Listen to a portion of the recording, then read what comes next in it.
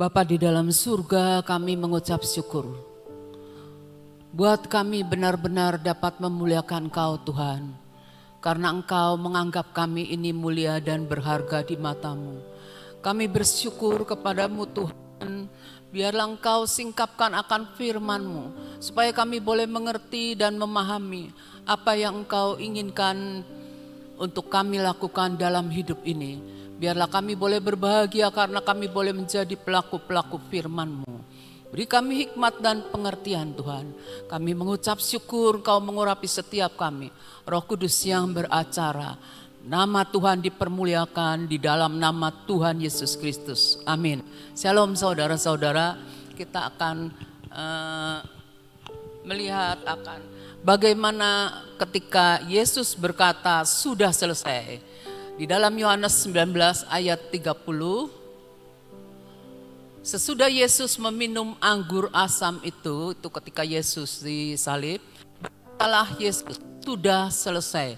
Lalu ia menundukkan kepalanya dan menyerahkan nyawanya. Kalau kita menyadari ketika Yesus berkata sudah selesai, maka sesuatu terjadi di alam roh, terjadi di alam nyata. Betapa luar biasanya perkataan Yesus bahwa sudah selesai. Yesus memenangkan segala-galanya. Dan kita tahu tidak akan sama lagi. Karena kita tahu sebelum Yesus itu mengatakan sudah selesai. Dia yang disalib bersama dengan kedua penyamun. Dan salah satu daripada penyamun itu bertobat dan Yesus bisa berkata bahwa Lukas 23 ayat 43, kita lihat. Lukas 23 ayat 43 ini jadi waktu Yesus itu tersalib dan Yesus mengatakan sudah selesai, Yesus sudah memenangkan. Sebelumnya itu si jahat itu, si iblis itu melakukan segala sesuatu yang jahat untuk menyerang kita, menyerang manusia ciptaan Tuhan. Dan dia menyerang terus, tapi Yesus berkata sudah selesai. Jadi ada satu perubahan yang luar biasa terjadi bahwa peraturan itu diubahkan. Dan kita lihat di Lukas 23. Kata Yesus kepadanya, kepada penyamun yang bertobat itu, aku berkata kepadamu sesungguhnya hari ini juga engkau akan bersama-sama dengan aku di dalam Firdaus. Luar biasa sekali. Kalau kita lihat penyamun itu sebenarnya udah istilahnya putus pengharapan. Tapi entah anugerah yang luar biasa ketika ia melihat akan keberadaan Tuhan Yesus yang disalib bersama dengan dia. Dan dia berkata kepada Tuhan Yesus bahwa ingatlah akan aku. Ingatlah akan aku Tuhan. Berarti dia mengakui bahwa Yesus itu siapa. Kita juga harus menyadari bahwa kalau kita percaya kepada Tuhan Yesus, kita harus tahu identitas daripada Yesus itu siapa. Kalau kita cuma sekedar kita tahu, oh Yesus anak Allah, turun ke dunia menjadi manusia, tersalib dan kita percaya cuma sekedar itu. Saudara tidak akan mengalami apa-apa. Tapi kalau saudara benar-benar mau masuk seperti yang dikatakan waktu Selasa yang lalu, saya berharap semua hadir pada waktu setiap hari Selasa ya. Yang Selasa kan dikata makin kita makin dalam kita akan kenal siapa Yesus. Kalau kita cuma mengenal cuma sekedarnya, cuma sekedar ya kalau ibadah hari Selasa ataupun saudara yang di gereja ibadah di gereja cuma sekedar itu aja, betapa sangat sedikitnya saudara belajar mengenal Yesus dan saudara akan lihat kemuliaan. Kemuliaan itu apa? Kemuliaan yang hanya diberikan oleh Allah, dari Dia, oleh Dia dan kembali kepadanya. Bukan kemuliaan yang kita dapat dari dunia ini. Misalnya kita kaya, misalnya kita orang yang berhasil, misalnya kita orang yang sukses pandai gitu, terkenal gitu ya. Tapi firman Tuhan berkata dengan segala kemuliaannya, kalau manusia tidak punya pengertian, manusia itu sama dengan hewan yang dibinasakan, nggak ada gunanya.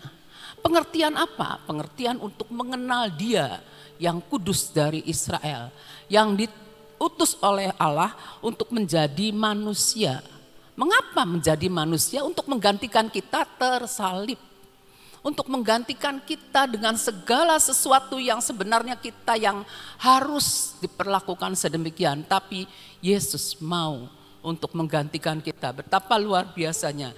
Ya, Yesus memberitahu bahwa penyamun yang bertobat itu bersama dengan Yesus. Hari ini juga engkau ada bersama-sama dengan aku di dalam Firdaus. Jadi Yesus membuka jalan ke Firdaus. Kalau kita lihat lagi, ketika Yesus mati tersalib, ada gempa bumi dan kita lihat di Alkitab berkata, tirai dari ruang Maha Kudus.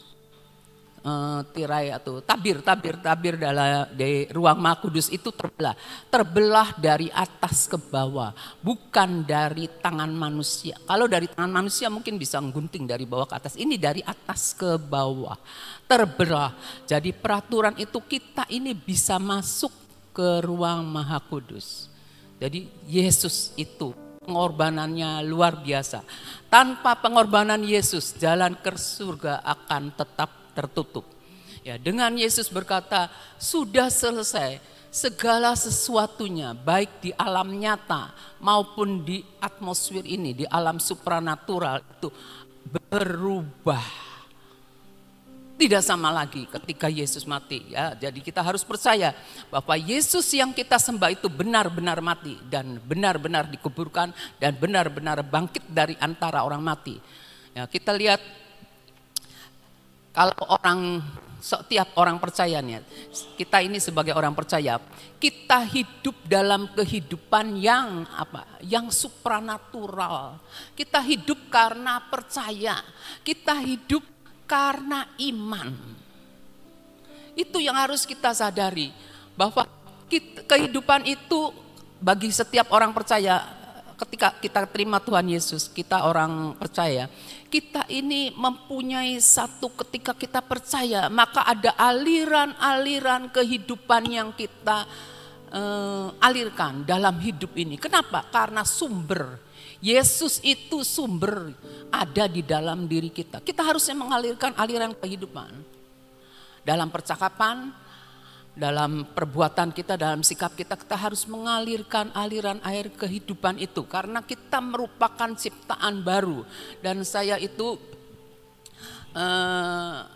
amat sangat merindukan bahwa kita semua itu adalah ciptaan baru. Kenapa ciptaan baru? Saya seringkali mengatakan bahwa ciptaan baru karena begini saudara, banyak orang sekedar dia ya karena satu hal dia mau jadi orang Kristen, jadilah dia orang Kristen, tapi sekedar hanya untuk mengikuti agamawinya. Jadi aturan-aturan apa ikuti, tapi tidak pernah datang kepada Tuhan Yesus. Tidak pernah datang kepada sang terang dunia, sang penebus itu tidak pernah datang. Cuma sekedar menikmati acara-acara yang ada.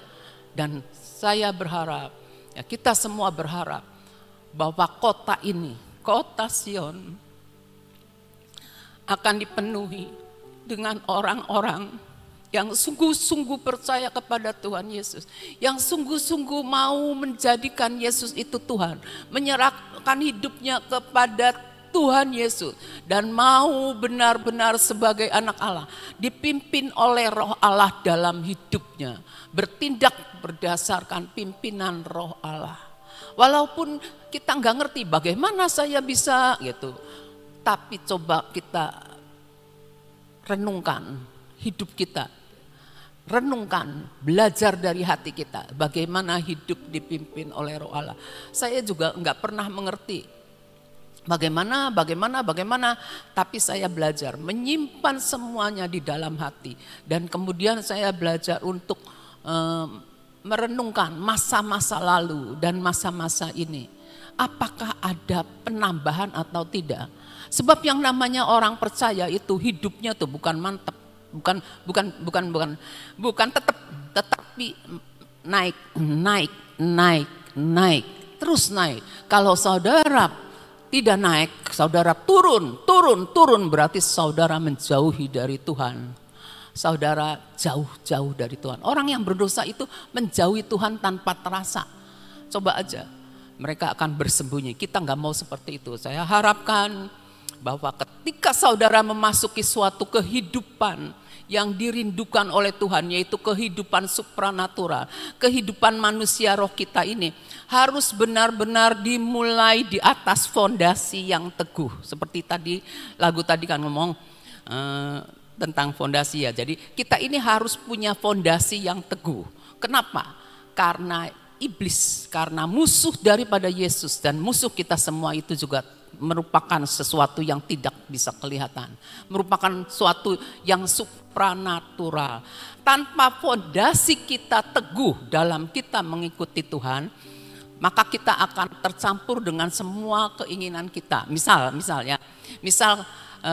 kita ini diberi karunia gitu ya. Oh, karunia Roh Kudus. Nah, kita mulai, kalau saya bilang tanda kutip ya, mulai mencoba-coba mengatakan kepada orang bahwa saya ini rohani gitu ya. Saya ini rohani, padahal apa yang dia alami sudah tercampur dengan apa manusiawinya juga dan bukan dari Tuhan. Kita harus berhati-hati. Setiap roh itu harus kita uji dengan firman. Kalau kita enggak baca firmannya atau ancok-ancok, kita juga enggak tahu ini benar atau salah. Tapi kita harus senantiasa punya fondasi yang teguh. Fondasi ini ya, dasar kita pada waktu kita berdosa, manusia lama kita ini, dasarnya ini, fondasi kitanya ini adalah fondasi yang syarat dengan dosa. Karena hidup kita dalam daging, ketika kita belum terima Tuhan itu, hidup kita dalam daging. Daging itu menyeret kita terus kepada dosa untuk jatuh. Tetapi ketika kita terima roh kehidupan, ada kuasa kebangkitan yang Tuhan berikan kepada kita, maka kita ini sudah membuang semua, sudah mengganti semua dasar yang lama dengan dasar yang baru, yaitu firman kebenaran yang terus menerus ketika kita percaya, ketika kita ngerti, ketika kita lakukan akan memerdekakan kita terus menerus. Karena firman ngomong kan, kalau Yesus memerdekakan kita, maka kita benar-benar merdeka. Berarti kita ini harus terus menerus berpegang pada firman Tuhan. Tidak berpegang pada lain, berpegang pada firman Tuhan. Oh, firman Tuhan ngomong gini, aduh saya nggak ngerti, nanti saya belajar lagi. Aduh saya nggak ngerti, nanti saya belajar. Terus menerus, saudara akan naik dan dibawa naik. Karena kita ini, Tuhan Yesus itu membentuk kita, menciptakan kita dengan satu tujuan. Dengan satu tujuan untuk menjadi serupa dengan Dia, serupa dengan Yesus ya. Jadi kalau kita harus punya fondasi yang teguh. Nah, pertumbuhan rohani itu diperlukan untuk yang namanya kita boleh memasuki kehidupan supranatural yang Tuhan berikan. Kalau kita manusia roh, pasti Tuhan memberikan kita makanan-makanan rohani supaya kita bertumbuh. Enggak jadi bantet, diem aja gitu tuh, sekedar susu saja ya. Tapi kita nih terus diberi makan rohani supaya kita masuk lagi, memasuki alam supranatural. Karena menjadi orang percaya sebagai ciptaan baru adalah sesuatu yang sulit, ya, sesuatu yang sulit atau tidak mudah untuk dipahami. Misalnya gini, saya bersama dengan orang lain gitu ya, yang sekedar mereka juga orang percaya dengan sekedar orang percaya. Kok omongan kita nih nggak nyambung? Dia juga nggak bisa nerima omongan saya dan dia mengalihkan pembicaraan gitu ya. Nah terus saya berusaha lagi gitu ya, tetap aja. Nah itu yang terjadi. Jadi kita yang punya roh Yesus, kita yang adalah terang, orang-orang yang adalah terang, kita bisa bersekutu. Jika tidak, kita sulit bersekutu. Sulit ngomong-ngomong sama orang gitu ya. Nah kita harus kepengen jadi orang yang senantiasa benar-benar bisa bersekutu dengan banyak orang, yaitu di dalam terang. Jadi kita harus datang kepada terang itu, yaitu pada Yesus Kristus firman yang hidup ya. Nah 1 Korintus 2 ayat 7, kita lihat 1 Korintus 2 ayat ayat 7 benar. Tetapi yang kami beritakan ialah hikmat Allah yang tersembunyi dan rahasia. Saya waktu yang ketika saya baru lahir baru gitu, ngalamin apa ya namanya itu? Menggebu-gebu gitu ya.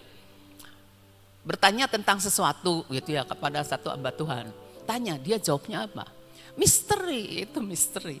Tanya lagi, misteri apa sih? Saya sama teman saya bareng-bareng nanya, kok misteri? Misteri itu apa? Yaitu hikmat Allah yang tersembunyi dan rahasia. Dia maksudkan itu, tapi dia sendiri juga tidak mengerti rupanya. Jadi dia nggak susah ngebeberkannya. Nah, setelah kita kenal Tuhan Yesus, kita ngerti mengapa Yesus tersalib. Mengapa salib itu harus ditinggikan? Karena di situ ada hikmat Allah yang tersembunyi dan rahasia. Bagi orang yang tidak kenal Tuhan Yesus, apa itu salib? Mereka merendahkan salib. Tapi bagi kita, kekuatan salib itu yang menjadikan kita hidup. Yang sebelum dunia dijadikan, jadi sebelum ada dunia ini, hikmat Allah yang tersembunyi itu sudah ada. Telah disediakan Allah bagi kemuliaan kita. Jadi kita harus mencari, Tuhan, apakah hikmat-Mu yang tersembunyi dan rahasia? Karena sebenarnya Tuhan itu berikan pada kita. Jadi kita harus mencari, jangan diam-diam aja. Ya. Nah, kita harus belajar. Jangan pernah putus asa. Setiap nafas hidup yang masih Tuhan berikan, kita tahu Tuhan beri kesempatan kepada kita. Tuhan beri kesempatan kepada kita. Tidak ada kata yang terlambat. Nah, hikmat Tuhan itu hanya dapat diungkapkan kepada siapa? Kepada orang yang mempunyai roh Yesus. Kalau orang itu punya roh Yesus, ketika hikmat Allah yang tersembunyi itu diungkapkan, maka dia bisa mengerti, dia bisa menangkap. Dunia tidak dapat memahami. Dunia tidak dapat memahami ya. Kecuali mereka, orang yang percaya itu menerima pencerahan dari Roh Kudus ya, menerima pencerahan dari Roh Kudus. Coba kita lihat Yohanes 16 ayat 13. Tetapi apabila Ia datang, yaitu Roh kebenaran, Ia akan memimpin kamu ke dalam seluruh kebenaran. Sebab Ia, Roh kebenaran itu tidak akan berkata-kata dari dirinya sendiri, tetapi segala sesuatu yang didengarnya itulah yang akan dikatakannya, dan Ia akan memberitakan kepadamu hal-hal yang akan datang. Dia akan ngasih tahu. Roh kebenaran itu akan benar-benar memberitahukan kepada kita. Nah, ciptaan baru itu hidup oleh roh. Ya, ini kita adalah ciptaan baru. Kita hidup oleh roh. Manusia roh kita harus dihidupi dengan firman dan dengan persekutuan, ya, dengan penyembahan. Nah, dan kita bertindak berdasarkan dipimpin oleh roh, bukan logika. Nah, kalau manusia itu kan lebih suka berdasarkan sengli bot sengli ya. Kalau sengli ya terima, bot sengli lah enggak gitu tuh. Nah, kita belajar menimbang bagaimana hidup yang dengan logika itu bisa membawa mereka kepada apa. Coba perhatikan ya. Saya nggak akan cerita di sini. Nah, kita didorong untuk memiliki kehidupan yang melampaui apa yang dapat dilihat dan dirasakan. Jadi satu kehidupan supranatural yang kita miliki itu bisa melihat apa yang dapat dilihat ini lebih dari situ. Jadi dapat melihat apa lebih dari apa yang kita lihat sekarang ini. Lebih dari apa yang kita rasakan sekarang ini, yaitu kemuliaan. Kita belajar seperti itu karena apa? Karena ada sifat DNA ilahi dalam diri kita. Kita nih lahir baru, kita punya DNA yang baru, DNA dari Yesus, yaitu bahwa kita sedang ditransformasikan menjadi serupa dengan Yesus. Ditransformasikan kalau kita mau, tapi kalau orang yang gak mau, gimana bisa? Dari dulu, sekarang, dan selamanya tetap sama. Kita nggak mau, yang tetap sama cuma Yesus, kuasa dan kasih-Nya ya. Nah, Allah itu mengutus anaknya mati di kayu salib. Kemudian kita ini bisa terlibat dan mau hidup jika kita dipenuhi oleh Roh-Nya. Jadi kita butuh Roh Kudus. Jangan mandek saudara, mandek cuma sekedar saya dibaptis, saya ikut kegiatan, saya melayani tok. Tidak. Kita harus dipenuhi oleh Roh Kudus, melibatkan terus-menerus akan Roh Kudus yang memimpin kita kepada seluruh kebenaran. Roh Kudus itu yang akan mengatakan pada kita hal-hal yang akan datang. Belajar saudara, belajar. Saya belajar seperti ini. Kalau saya dapat sesuatu, ya, saya diam dulu. Saya mau lihat, bener gak sih ini Tuhan yang mimpin gitu ya. Saya tidak terburu-buru jadinya. Dan ternyata ketika saya ngalamin saya tahu, oh puji Tuhan saya tidak terburu-buru, ternyata maksud Tuhan begini gitu. Nah belajar seperti itu, jangan tergesa-gesa. Amsal bilang orang yang tergesa-gesa akan salah langkah, ya kita lihat lagi. Nah kalau saya seperti yang tadi saya katakan, saya itu merindukan orang-orang percaya yang sudah dipulihkan total, memberi kehidupan untuk dipenuhi oleh Roh Kudus, berjalan dalam kuasa dan otoritas. Itu orang yang sadar akan identitasnya di dalam Kristus. Sungguh saya merindukan ibadah di tempat ini adalah orang-orang yang tahu identitasnya. Identitasnya di dalam Kristus apa. Dan dia hidup di dalam kehidupan supranatural berdasarkan kuasa dan otoritas yang ada padanya. Belajar dan belajar. Kita lihat Kolose 1 ayat 25 sampai 27.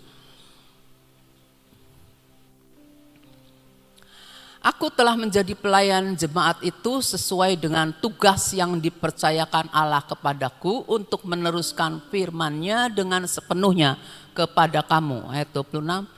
Yaitu rahasia yang tersembunyi dari abad ke abad, dari turunan ke turunan, tetapi yang sekarang dinyatakan kepada orang-orang kudusnya. Nah, 26 dulu ya. Saya lihat ini saudara, saya belajar. Saya nih belajar begini. Saya diajarin sesuatu yang tidak saya mengerti, saya simpan. Tapi nanti saya mau perhatikan Tuhan ngomong apa. Terus dalam ibadah gitu ya. Oh Tuhan ngomong ini, saya simpan lagi. Nah suatu saat ketika saya mulai terjun dalam peperangan, saya lebih ngerti lagi, oh maksudnya seperti ini. Dulu saya nggak ngerti, sekarang saya terbuka dan akhirnya saya ngerti. Ketika saya ngerti, saya berani bertindak. Kalau saya tidak ngerti, saya tidak berani bertindak. Makanya saya bersyukur sekali, Tuhan beri saya kesabaran untuk terus belajar akan apa yang tadinya tersembunyi, yang saya tidak ngerti. Terus ayat 27. Kepada mereka Allah mau memberitahukan betapa kaya dan mulianya rahasia itu di antara bangsa-bangsa lain. Jadi kita semua diberikan sama Allah kemuliaan yang dari Allah itu untuk kita boleh tahu. Kita ini diberitahu oleh Allah. Kalau kalian gak mau, ya kalian gak akan terima. Tapi kalau kalian merindukan dan mau terus menerus mengejar yang namanya kebenaran itu, maka Allah memberitahukan betapa kaya dan mulianya rahasia itu di antara bangsa-bangsa lain. Sekarang bangsa-bangsa lagi digonjang-ganjingkan. Kita tahu kepandaian manusia, teknik setinggi apapun, saya tetap percaya rahasia kaya, betapa kaya dan mulianya rahasia itu di antara bangsa-bangsa lain, ya, di antara bangsa-bangsa lain, yaitu Kristus ada di tengah-tengah kamu. Kristus ada dalam gerejanya. Kristus adalah pengharapan akan kemuliaan. Kalau kita mengharapkan kemuliaan, kita harus fokusnya kepada Kristus, bukan kepada kehidupan yang sekarang. Bukan kepada saya yang sekarang, Tuhan saya ini gimana Tuhan, saya ini butuh pertolongan tapi tidak ada yang menolong saya ini sendirian Tuhan, saya mau kemana, terus melihat diri saya. Tapi kita adalah Kristen Raja Wali, kita tahu kemana kita harus mengangkat kepala kita, ke matahari, kepada Tuhan, kita menuju kepada Tuhan. Apapun yang kita alami, kita harus tetap percaya identitas kita adalah anak Allah. Tuhan tidak akan membiarkan anak-anaknya ya. Nah, Kristus kalau tinggal di dalam kita dengan segala kepenuhannya. Nah, kepenuhan Kristus itu adalah misteri yang mau tidak mau kita harus belajar. Misteri apa lagi ya Tuhan? Misteri apa lagi? Sesuatu yang membuat kita bergairah, sesuatu yang membuat kita benar-benar menginginkannya. Jadi kita butuh Roh Kudus untuk menerangi kita. Kristus yang adalah pengharapan akan kemuliaan itu tinggal di dalam kita. Nah, kita harus sadar siapa yang tinggal dalam kita. Siapa yang tinggal di dalam setiap orang yang mengaku percaya? Siapa? Kita harus tahu, bukan sekedar Yesus ada di hati saya, nanti kalau saya mati saya gimana. Enggak, kita harus tahu siapa, identitas siapa yang tinggal dalam kita. Ya, kita lihat Yohanes 1 ayat 1 sampai 5. Pada mulanya adalah firman. Pada mulanya adalah firman. Firman itu bersama-sama dengan Allah dan firman itu Allah. Firman itu kita tahu Yesus kan. Jadi Yesus itu sudah ada sejak mulanya dan sejajar dengan Allah. Ada bersama Allah yaitu firman ya. Kita lihat Kolose 1 ayat 17. Kolose 1 ayat. Ia ada, Yesus ada, firman ada. Terlebih dahulu dari segala sesuatu dan segala sesuatu ada di dalam Dia. Kalau kita tahu segala sesuatu ada di dalam Dia, ada di dalam Yesus, ada di dalam firman-Nya, kita mestinya datang kepada Allah. Kita mestinya punya firman. Karena Allah menciptakan segala sesuatu yang ada itu melalui firman. Firman. Ada kuasa penciptaan. Ada, karena orang kan suka berkata gini, hati-hati dengan perkataan, karena perkataan itu punya kuasa memang benar, tapi kuasa yang Tuhan berikan kepada kita adalah kuasa untuk menciptakan yang lama jadi baru, menciptakan semua yang rusak jadi baik, semua yang hancur jadi pulih. Nah, kita nih harus menyadari bahwa hidup kita sekali lagi berpegang pada kuasa dan otoritas yang Tuhan sudah berikan. Tinggal kita percaya atau enggak. Enggak mudah untuk percaya, kita juga belajar. Saya juga belajar saudara ya. Jadi kita harus memahami akan siapa Yesus ya. Yesus itu memberi bentuk pada ciptaannya ya, manusia baru nih ya. Kan ini manusia lama. Terus Yesus diundang masuk, diciptakan jadi baru, ngerti identitas kita di dalam Yesus apa. Nah, Yesus nih punya tujuan, tidak sekedar stop sampai dibaptis, tidak sekedar stop sampai baptisan Roh Kudus, tidak sekedar stop karena pelayanan. Enggak. Kita harus terus menerus ya.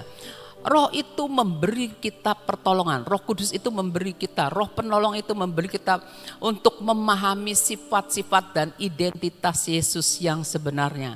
Jadi kita ini harus mengenal siapakah Yesus yang sebenarnya. Siapakah Yesus yang sebenarnya? Yang menurut pribadi kita. Jadi kita harus ngalamin bagaimana hidup kita bersama Yesus ya. Karena tanpa Yesus tidak ada suatu pun yang telah jadi dari segala yang telah dijadikan ya. Nah, jadi Kristus itu adalah bahan dasar ketika mencipta. Yesus Kristus itu adalah bahan dasar. Nah, Kristus itu adalah bahan dasar yang merupakan sumber yang menjadi asal mula dari segala sesuatu. Jadi kita punya sumbernya harus Yesus. Bukan sekedar sekarang seperti yang lalu-lalu itu. Banyak orang kan gini, mengklaim, saya mau klaim rumah ini. Dalam nama Tuhan Yesus, aku tumpangi rumah ini, jadi milikku. Enggak apa-apa boleh belajar begitu, tapi sumbernya siapa? Ada lagi yang bilang begini, kayaknya mobil ini, nanti saya juga bisa, dia klaim mobil ini. Enggak seperti itu. Sumber segala sesuatu adalah Yesus. Yesus memberikan apa, pasti Yesus punya tujuannya. Tujuannya apa ya? Kita tahu bahwa kalau Kristus adalah bahan dasar, maka Kristus itu adalah pencipta, penentu, tujuan juga, dan penopang dan terang bagi manusia.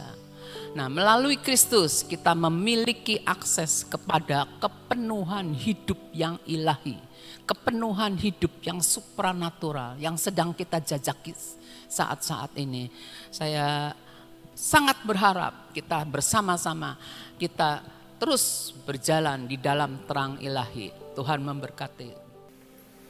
Saudara, diterangkan tentang pengharapan akan kemuliaan sudah jelas ya. Saya ingin menjelaskan tentang hal Yohanes pasal 1 tadi. Tadi dikatakan sampai 1 sampai 5 tapi dibacanya cuma 1. Ya, saya berdoa dan saya itu mendorong saudara untuk membaca Yohanes dari pasal 1 sampai terakhir. Sebab kalau kita lihat ya, Matius, Markus, Lukas, Yohanes, 4 Injil ini yang menceritakan secara mendetail dan mendalam itu dalam kitab Yohanes. Saat ini memang pembacaan Alkitab kami sedang tentang di Yohanes ini ya. Jadi saya waktu membaca ini lagi tentang Injil Yohanes, saya bilang aduh, sebenarnya kitab Yohanes, Injil Yohanes itu menjelaskan panjang lebar dan bukan hanya panjang lebar, tinggi dan dalam tentang siapa? Tentang siapa Kristus itu. Jadi sebenarnya kalau saudara nih ya ketemu sama orang yang belum kenal Tuhan ya, lalu saudara itu anjurkan aja kamu supaya bisa ngerti betul-betul, bacalah Injil Yohanes. Jangan disuruh baca Matius, Markus, Lukas, suruh baca Injil Yohanes. Sebab dengan pertolongan Roh Kudus itu kita akan diterangkan lebih dalam lagi siapa sih sebetulnya Kristus. Yang dikatakan Kristus itu adalah firman. Awal pertama kali adalah firman bersama-sama dengan Allah, dan firman itu adalah Allah sejajar. Memang akhirnya kan diterangkan bahwa Yesus itu harus turun ke dalam dunia dan sebagainya, merupakan suatu perjalanan yang panjang mencapai sesuatu yang dinamakan naik di atas kayu salib sampai mati, sampai akhirnya akan datang untuk mengangkat kita. Saudara, saya sungguh-sungguh diberkati banget dalam pembacaan Alkitab yang kali ini tentang Yohanes. Saya bilang, aduh Tuhan, sebenarnya Engkau itu sudah jelas-jelas mengatakan tidak ada keselamatan di luar Kristus. Dan saya berdoa supaya kita, kalau orang awam tidak begitu mengerti bagaimana kita bisa membawa mereka untuk mengenal keselamatan, suruh baca Injil Yohanes. Itu sangat-sangat luar biasa, sehingga mereka punya pengalaman dengan Tuhan dan bisa ketemu dengan yang dinamakan juru penyelamat ya. Tidak ada lain, juru penyelamat, tidak ada yang lain. Di bawah kolong langit ini tidak ada nama lain selain nama Yesus Kristus yang dapat menyelamatkan saudara dan saya. Mari kita berdoa. Bapak, terima kasih untuk penjelasan-penjelasan yang Engkau berikan kepada kami pada pagi hari ini. Terima kasih untuk pujian penyembahan selama 1 jam. Terima kasih Tuhan untuk kesempatan yang Kau berikan buat kami. Saat ini kami datang di hadapan-Mu. Biarlah kami tetap percaya dan beriman kepada-Mu ya Tuhan. Percaya penuh kepada-Mu ya Tuhan. Bahwa tidak ada yang lain selain Yesus Kristus Tuhan. Dalam keadaan apapun Tuhan, buat kami hanya berseru, Yesus tolong kami. Maka dalam sekejap Engkau ada dan menolong kami. Buat kami berpengalaman dengan Engkau Tuhan, bahwa Engkau itu hidup, Engkau sudah mati, Engkau yang turun dari surga, dan Engkau yang bangkit kembali. Gak ada yang lain yang bisa bangkit dari antara orang mati kecuali Engkau Tuhan. Terima kasih Tuhan, kami bersyukur punya Bapa seperti Engkau. Dalam menghadapi akan apapun yang saat ini terjadi di dunia, kami tetap akan berpegang kepada-Mu. Karena Engkaulah yang berdaulat atas bumi ini. Terima kasih untuk kasih setia-Mu. Terima kasih Tuhan. Kami punya Allah seperti Engkau, yang memeliharakan hidup kami, bahkan menjamin masa depan kami Tuhan. Bahkan Engkau menjanjikan perkara yang luar biasa buat kami pada saat Engkau datang untuk membawa kami masuk di dalam kemuliaan-Mu. Terima kasih Tuhan. Pagi ini tetap kami mau berdoa buat bangsa dan negara kami Tuhan. Kami sangat rindu Engkau tidak meninggalkan bangsa ini. Kami sangat merindukan Tuhan, Engkau beracara atas bangsa dan negara ini. Engkau yang akan menata bangsa ini Tuhan. Kau berkati ke Bapak Presiden dan Wakil Presiden. Kau berkati untuk semua pemimpin-pemimpin daerah. Tuhan, Engkau yang mengendalikan mereka. Engkau yang memberikan kepada mereka roh takut akan Engkau. Dan berikan kepada mereka hikmat untuk dapat mengatur keadaan negara kami. Engkau tahu akan kekalutan yang ada pada semua staf kabinet serta presiden dan wakil presiden. Dan keadaan perekonomian yang tidak menentu ini Tuhan. Tentang keadaan-keadaan gempa dan semua musibah-musibah yang ada. Tuhan, kami minta Engkau yang akan mengatur dalam segala perkara. Kami juga berdoa Tuhan untuk segala bencana-bencana alam yang terus-menerus masih berjalan. Kami hanya minta kepadamu. Dimanapun kami berada, kemanapun Engkau suruhkan kami pergi, Engkau sanggup untuk meluputkannya Tuhan. Terima kasih untuk semua. Bapak, kami berdoa buat jiwa-jiwa Tuhan. Kami berdoa buat jiwa-jiwa Tuhan. Buat manusia-manusia yang ada di bumi ini Tuhan. Mencari Engkau karena tidak bisa berharap kepada apa yang mereka lihat. Dalam sekejap semua bisa pergi. Dalam sekejap semua bisa lenyap. Tapi hanya Engkau yang tidak bisa lenyap dari segala-galanya. Buat mereka datang kepadamu. Buat mereka percaya kepadamu. Buat mereka menyerahkan hidupnya kepadamu. Tuhan, kami sangat merindukan banyak jiwa-jiwa yang diselamatkan. Dengan segala malapetaka yang terjadi, buat mereka kembali kepadamu Tuhan. Kembali kepada Engkau yang menciptakan mereka. Terima kasih untuk semua. Kami juga tetap berdoa untuk pelayanan ke Uganda Tuhan. Kami minta di dalam nama-Mu. Engkaulah yang akan membajak akan hati-hati mereka. membersihkan akan semua kotoran yang ada. Engkau tahu Tuhan, dengan adanya suatu penglihatan ada suatu genteng yang kotor. Kami tahu Tuhan, genteng adalah suatu atap. Atap adalah suatu perlindungan. Bahwa mereka ada di bawah perlindungan yang bukan berasal daripadamu. Masih banyak perkara yang perlu dibersihkan untuk mereka kembali kepadamu Tuhan. Terima kasih untuk semuanya.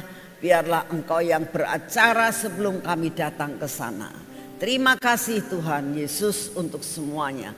Kami tetap berdoa Tuhan, keadaan apapun Engkau akan mencukupkan, bahkan berlebih di dalam biaya yang dibutuhkan. Ini doa kami. Kami sepakat Tuhan, Kau akan memberkati kami sehingga semua biaya tertutup. Terima kasih untuk semuanya. Terima kasih Bapak, Engkau sungguh amat sangat baik atas hidup kami. Segala pujian, hormat, syukur kami naikkan di hadapan-Mu. Bapa yang di surga, kami datang di hadapan-Mu, tetap kami minta kekuatan kesehatan yang daripada-Mu. Beri kepada kami kekuatan, beri kepada kami kesehatan yang daripada-Mu.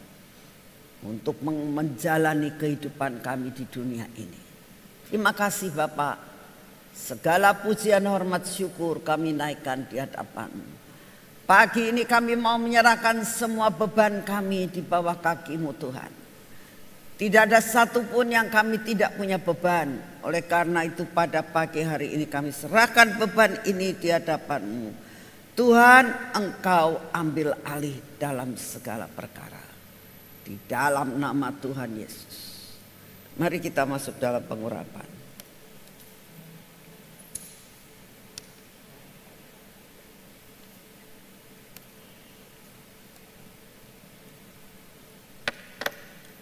Dalam nama Tuhan Yesus. Ini minyak supranatural Tuhan. Minyak kemujizatan. Biarlah hidup kami penuh dengan mujizat. Dalam nama Tuhan Yesus. Pikiran kami Kau ubahkan dengan mujizat-Mu. Mata kami, telinga kami, bibir mulut kami Tuhan dan hati kami. Ubahkan Tuhan, biar seluruhnya kami tahu hidup kami di atas rata-rata. Semua yang tidak baik Engkau hancurkan Tuhan. Berkati tangan kami ya Tuhan, karena kami hari ini akan melakukan semua pekerjaan kami. Apa yang menjadi jatah kami, kami terima dengan utuh. Semua yang tertutup Engkau akan buka. Dan kaki kami Tuhan, Kau berkati kaki kami. Supaya perjalanan kami hari ini berhasil. Tidak sampai kaki kami menjadi tersandung, baik secara jasmani maupun rohani. Terima kasih untuk semuanya. Kami percaya Tuhan, penyertaan-Mu sempurna atas hidup kami. Di dalam nama Tuhan Yesus kami sudah berdoa. Amin. Selamat pagi, Tuhan memberkati saudara semuanya.